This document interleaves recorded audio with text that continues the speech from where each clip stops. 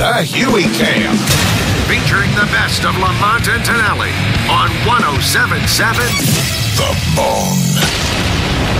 Sully, my favorite day of the week, and I'll tell you why. Robert Schimmel is in the studio. Rob, how you doing? Good, this is great. Good. Good. They're playing at Cobb's this week. You were there last night. Rave reviews already. We've had listeners call in, and you're there right on through till Sunday. Yeah. Wow. Yeah, really working. Beautiful room. Actually, that's where the original Cobb's is where I recorded my first 2 CDs for Warner Brothers. Oh, is that right? I didn't know that. Really? Wow.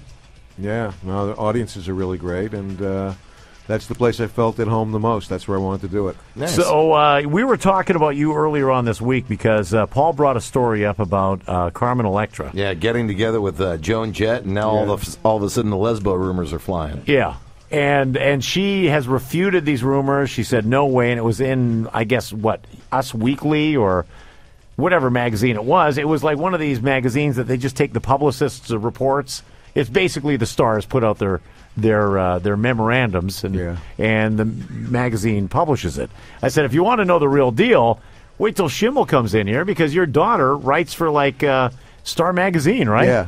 We can try and call her, but you just can't. I don't think she wants you to give her name on the phone. Okay. She's going to be disinvited to a lot of parties. I mean, but she's dialed in. Find out what time, she actually did the red carpet at the Academy Awards. Really? Nice. Yeah. So and now, she said when you're standing on the spot there that says Star Magazine, that's when people loop around and want to talk to you. And a lot of people look at the rags like the Star, the Globe, or the National Enquirer as just being bogus. But if they were bogus, they'd be getting sued a hell of a lot. She said that they're everything in there is real, and that when they get sources, that they actually contact people and they say, this is the story we heard, and you have 24 hours to respond to it if you want to tell us if it's not true or whatever. And she calls you with all these hot tips all the time, right? Yep. So what was the latest thing she's called you with? Another Nicole Richie story about her passing out on the set, and Woody Harrelson getting arrested in Santa Monica. That's great. What a great job she has. So she just calls you up, hey, you never guess who got arrested? Yeah. Yeah? Or she'll call them. They don't out anybody that's gay in there. And, well, they don't. She does. She'll say, I'm not allowed to print this, but. Yeah. But you're gay, Dad. You're gay.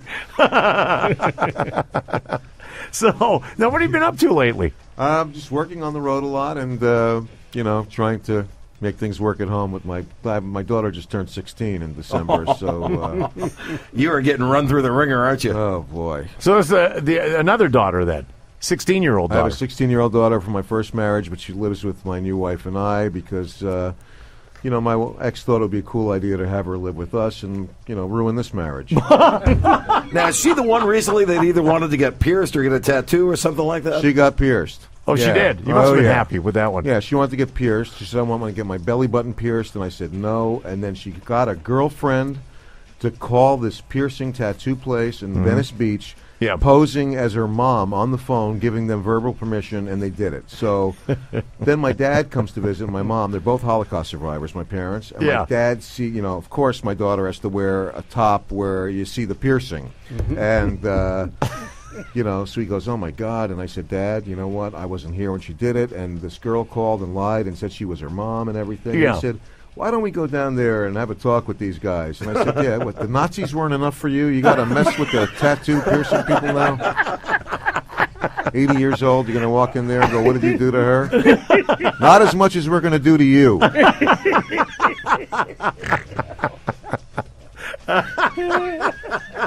And the whole dating thing, I guess, she's bringing guys home or what? Bringing guys home, yeah.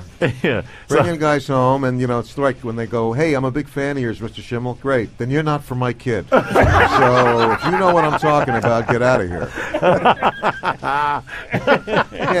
Yeah. I see a picture of my daughter with 2 of her girlfriends and 3 other guys posing, and they have this hand signal thing. I thought it was like some gang sign. Yeah. And then somebody told me that it stands for the shocker, or whatever that is. And, shocker.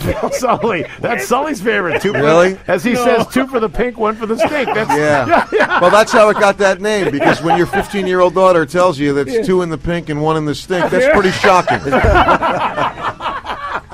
That is the shocker, isn't it? Yeah, no kidding. Well, at least I know she's not like her mom because she was 6 in the pink.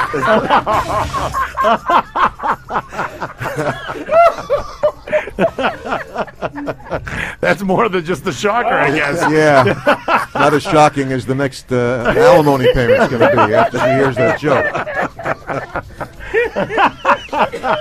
I remember when I almost spent the night in jail while we were getting divorced because I was in there, and they go through the financial stuff, and her lawyer. They had a chart up on the wall that had my name and then my ex's name. Yeah. And they pick the year that you make the money, the most money. That's how they try and get you. So it was 2000, and it was the year that I shot my HBO special, and I got this pilot deal and all these things.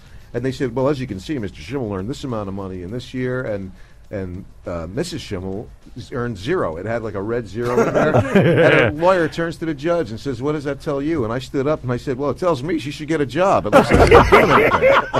And they didn't think that was funny. They just don't find that stuff funny. So you've been traveling quite a bit? Yeah, I've been all over the place. New York, and I was in Roswell, Georgia, which was a real treat. What the hell? Roswell, Georgia. I was on stage, and really no security in this place. I mean, I'm on stage, and I said, yeah, I took my wife and kids to Disney World, and this guy in the front row goes, yeah, that's a real gay thing to do. I'm like, what? Going to Disney World? So I completely ignore him. I don't talk to the audience, really. Right. And so I said, so anyway, I'm at Disney World because you're gay. I said, okay. So I'm at Disney World with my gay kids and my dyke wife. And he stands up and goes, are you mocking me? And I said, is there anybody from the club in the room right now? And the guy goes, you'll get yours after the show. And I'm like, man. And that was the longest 3 hours I ever stayed on stage. I just couldn't get off of it. I asked if there were any off-duty cops in the audience. They walked me to my car after. I mean, he really scared me. I mean, wow. Roswell, Georgia. Yeah, really nice place. Not the Roswell where they have the alien or anything. It's all people are aliens there. Lamont and Tonelli, weekday mornings 5 to 10 on 107.7 The Bone.